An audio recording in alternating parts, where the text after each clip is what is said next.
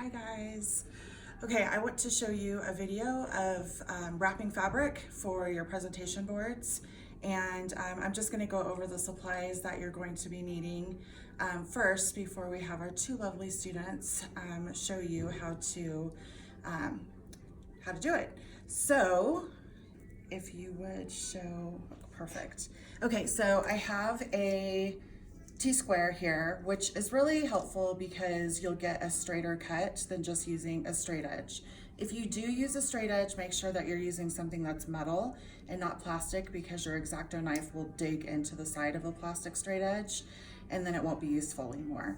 But if you have a T-square that is metal, that's your best bet. Second of all, I do have a scale here just because it's smaller and easy to handle. And this is in case you want to draw lines on your fabric. And I have a nice thick Sharpie in order to do that as well. I have two different types of fabric here. And this is a smaller sample, as you can see. It's got a lot of paper on the back from the sample book.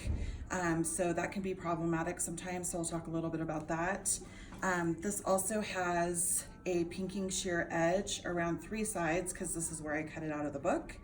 So we can utilize the fact that this has pinking shear cut around it, and we can kind of cheat and not have to wrap the whole piece. So I'll show you how to do that. And then here is another larger scale fabric sample. It also has some paper on it, but we'll work around that as well. So I have two different sizes here, and I had some scraps from getting my foam core cut when I cut it for the board size at 18 by 24. So I always keep these scraps so that I can layer things on my board and that I can wrap fabrics with the scrap pieces. So I did pre-cut these using a X-Acto knife. Okay, what am I supposed to do? Like this? Don't they do that on the makeup channels? So this is an 11 blade. So the number 11 has a really, really sharp tip and then an angled blade. And these are available at Hobby Lobby or Meinigers, or Michael's, or even Home Depot or Lowe's.